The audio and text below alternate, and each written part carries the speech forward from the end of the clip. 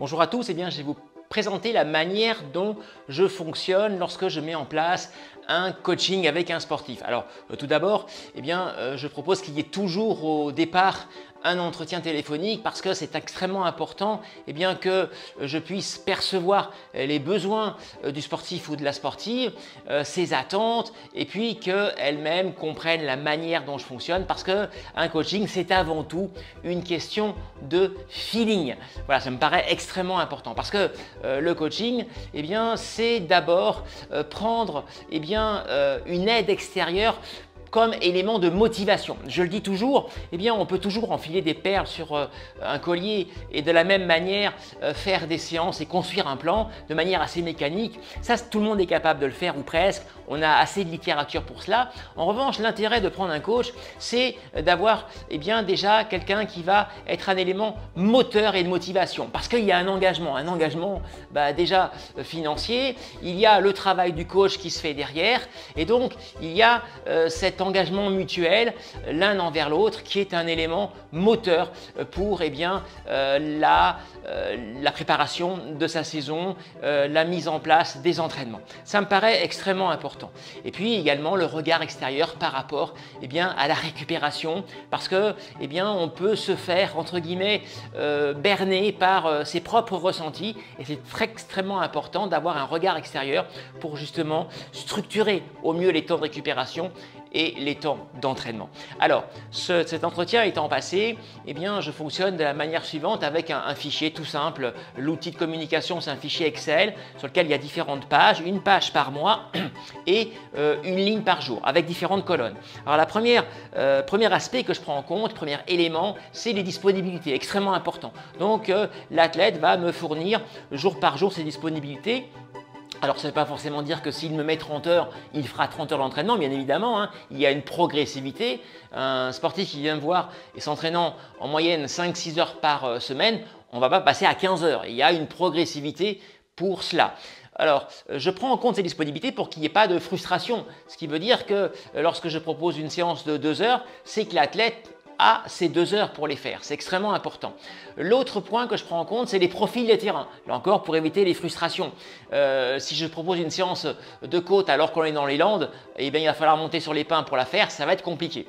Voilà, donc l'athlète va m'indiquer avec ses disponibilités le profil du terrain. Alors ça va de 1 à 4, 1 terrain plat, 2 le terrain avec des côtes de 1 à 2 minutes, 3 le niveau 3 c'est des côtes de 10-15 minutes et le niveau 4 c'est le niveau montagne avec des montées qui vont faire environ 1 heure en continu et des descentes pareilles. Voilà, donc ça c'est extrêmement important pour que je m'ajuste au mieux à ces profils de terrain. Et enfin, un autre point essentiel à mes yeux, c'est celui du ressenti de la séance. Ça veut dire qu'à la fin de chaque séance, le sportif est invité dans une colonne à m'indiquer de 1 à 10 sa perception de la fatigue. C'est-à-dire, en gros, le niveau 1, c'est un peu comme l'échelle de la douleur. 1, il serait resté à la maison sur un canapé, c'était pareil. Et 10, ça a été trop difficile. Il n'a pas pu finir et donc voilà, ça me permet de me dire tiens, cette séance-là, elle me la mettait en niveau 3, maintenant elle me la met en niveau 8, donc elle est en train de fatiguer, il faut que j'ajuste ou inversement, je veux une séance dure et là, il me l'indique en niveau 4, donc elle n'est pas assez dure, donc j'ajuste, ça c'est important et en fonction de ça évidemment, il y a des contacts avec le sportif ou la sportive pour voir qu'est-ce qui se passe. Et puis il y a une petite colonne à côté qu'on peut compléter avec un petit texte pour commenter la séance si on a envie.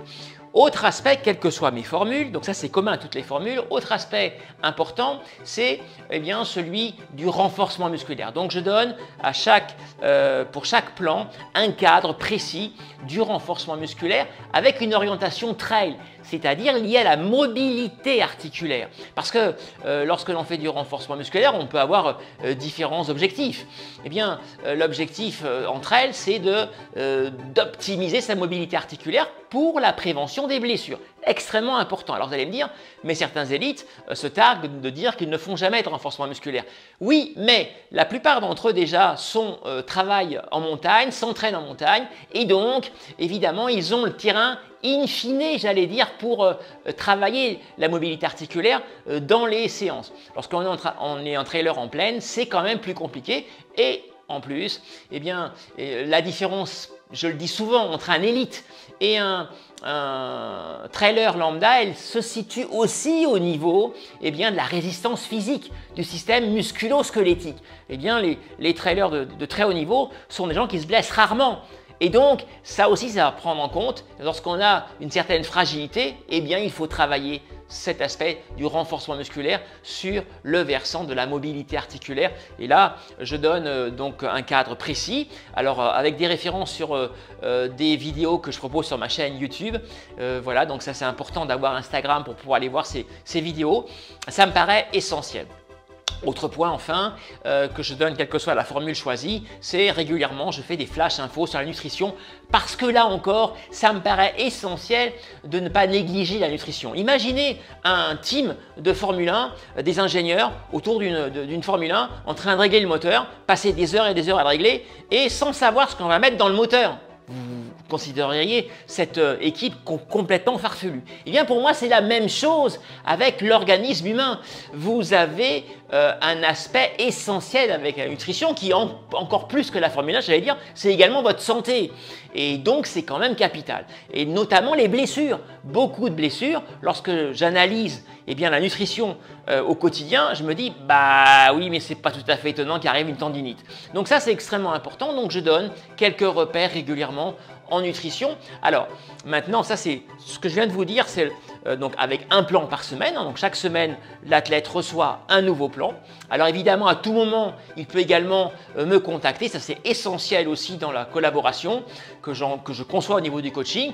À tout moment l'athlète peut me contacter soit par SMS, soit par WhatsApp, soit par téléphone pour soulever une interrogation, échanger avec moi sur un choix de course par exemple ou sur toute autre chose sur sa préparation. C'est important ce lien pour que ce ne soit pas uniquement un plan qui est donné comme ça une fois par semaine sous forme de papier et basta. Ça me paraît important. Alors maintenant mes formules. Je propose 3 formules. La formule de base, c'est celle que je viens de vous dire. La formule intermédiaire, c'est la même chose mais j'analyse 2 courbes cardio. Ça veut dire que l'athlète m'envoie ses courbes et j'analyse 2 séances par semaine de manière détaillée. Alors voilà, alors quand il n'y a rien à dire, je ne fais pas forcément de commentaires particuliers mais par exemple, si l'échauffement n'est pas bon, je vais le signaler. Si les phases de travail spécifiques n'ont pas été assez intenses ou trop intenses, les récupérations intermédiaires moyennement faites, etc. Je vais commenter. Voilà, donc 2 courbes par semaine. Et puis la formule premium, la plus complète, j'analyse toutes les courbes cardio. Et en plus, je fais un plan nutritionnel. Alors, qu'est-ce que c'est qu'un plan nutritionnel? Eh bien, en fonction du poids, de la taille, de l'âge de l'athlète, de son niveau d'activité physique sur 24 heures, donc ça comprend les temps de sommeil, les temps où on est assis, les temps où on est en activité modérée, eh bien, je détermine ces besoins caloriques que je vais ensuite décliner en groupe en nutriments, protéines, lipides, glucides et après je fais un tableau où il y aura des groupes alimentaires. Alors je vais dire voilà, pour tes besoins caloriques en jour de repos, il te faut tant de grammes de légumes, de fruits, de féculents, de viande ou d'équivalents. Alors je donne des équivalences pour qu'ensuite l'athlète puisse se faire ses menus bien sûr. Donc ce n'est pas des menus types mais des groupes alimentaires. Ça pour les jours de repos et les jours d'entraînement. Voilà la base de ma collaboration, sachant que je propose donc des formules soit au mois, soit à l'année. Alors à l'année, ça n'est pas une année continue, c'est 52 semaines, c'est un créditant en fait que l'athlète utilise comme il veut parce que parfois on va s'arrêter après un ultra pendant 15 jours, on ne va pas entre guillemets payer alors qu'on ne fait rien, donc je décale le plan d'autant. Voilà, c'est un libre utilisation de ces 52 semaines. Voilà, écoutez, vous avez maintenant un cadre assez précis de la manière dont je fonctionne avec un trailer ou une traileuse.